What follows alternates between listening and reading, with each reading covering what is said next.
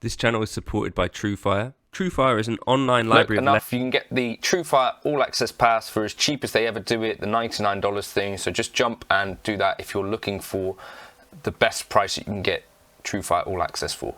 Okay, now I previously sort of celebrated a few Tokai Strats.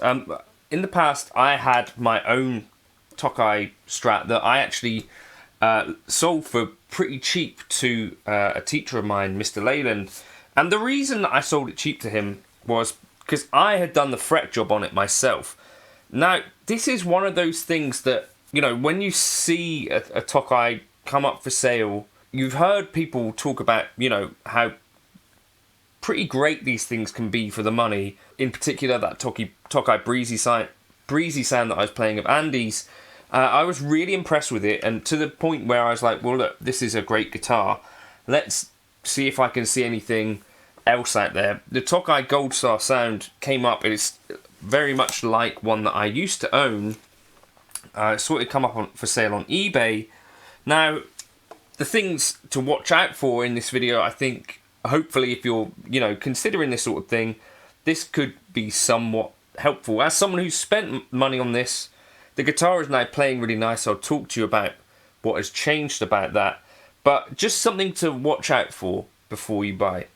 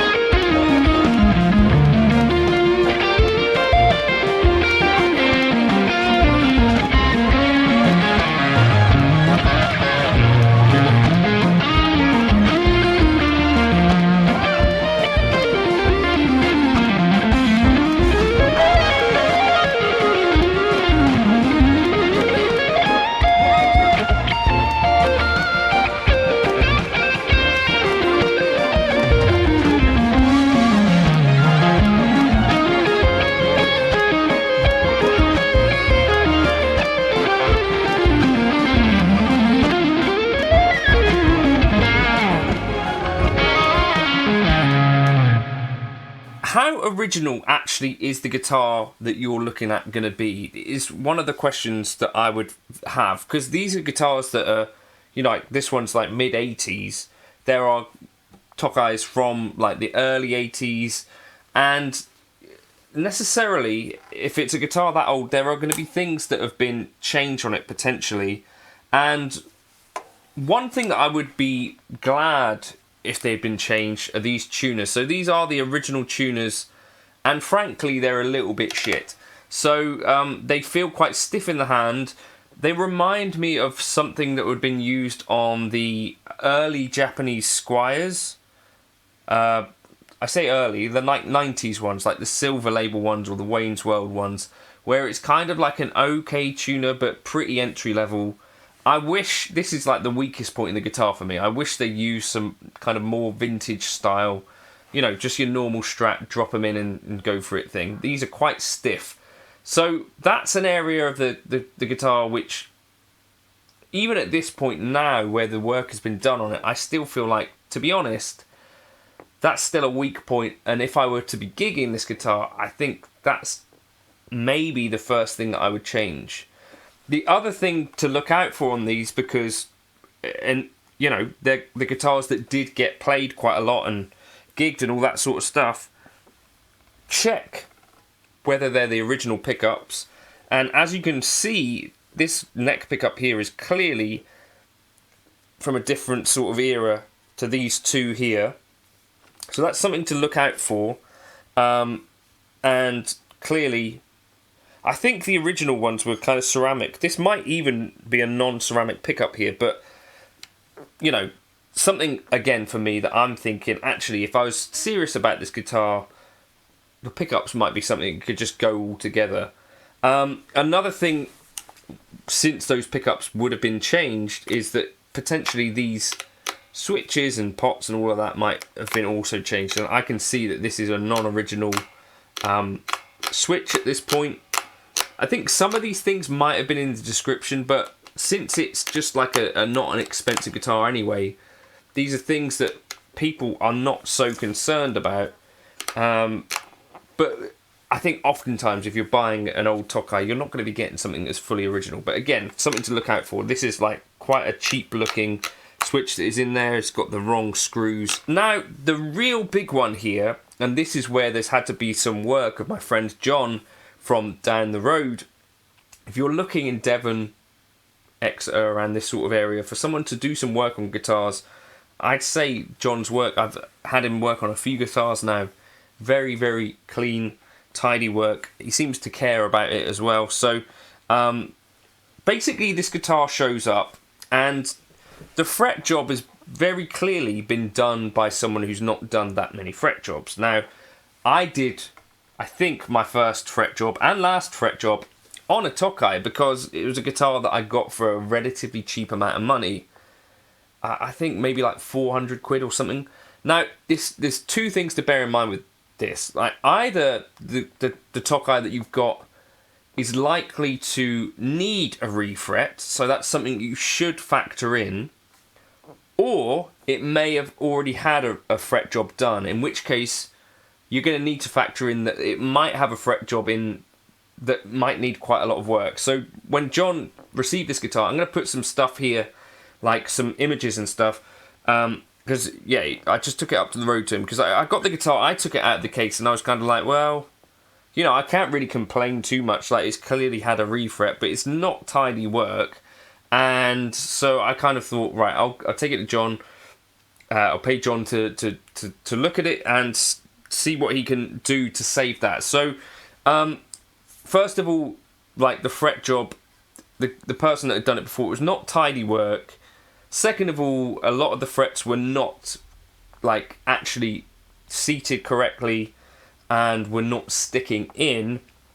The nut job was not amazing, but had also been stuck in. John told me, like, hard enough that it was probably not a good idea to try and remove that.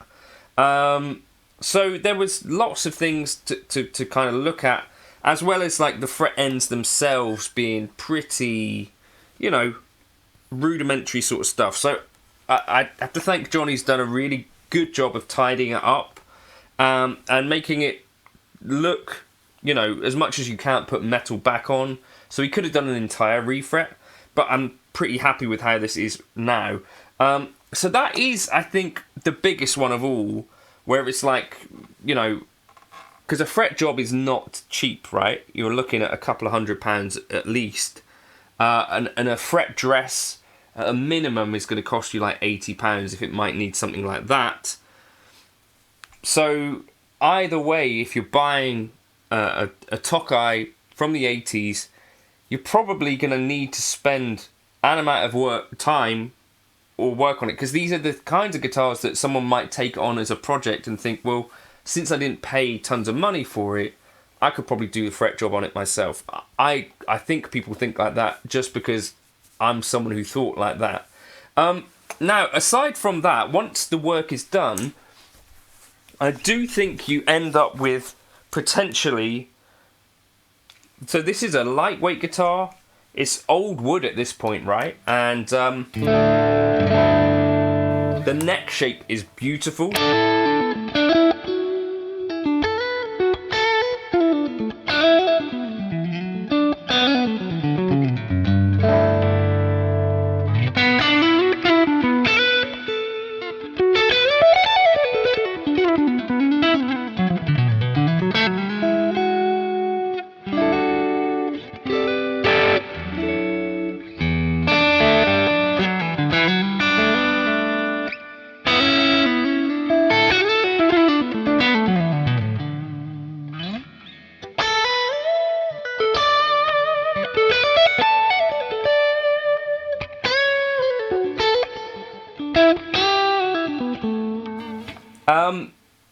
if it's got a good fret job done on it,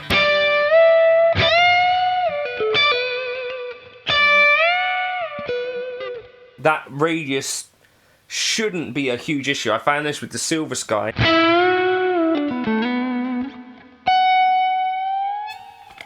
Like, you might get some with big bend.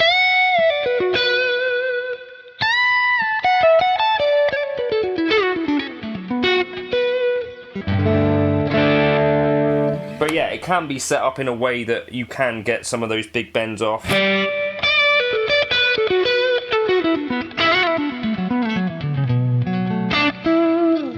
But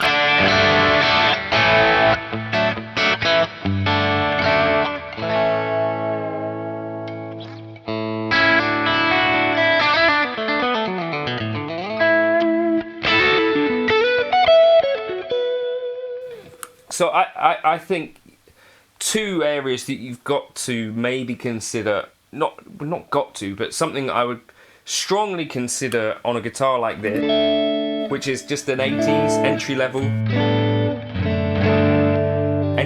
Tokai, I think.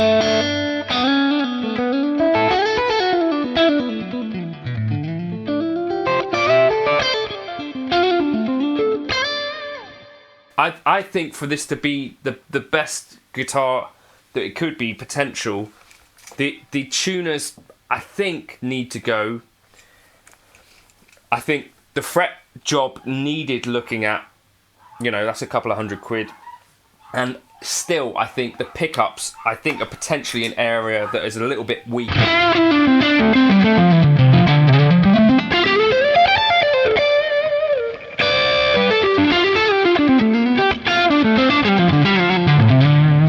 For this to be like a really good Strat for the money, I think, you know, I stick in a set of Monty's 65, pre-65s, it'd be great. But those are things that I wish I would have known before embarking on this, because it's actually cost me a little bit more than I thought. It wasn't cheap anyway when I first bought it, but it's actually needed quite a bit more work to get it even to where it is. And still, I think like a pickup change and changing those tuners would help.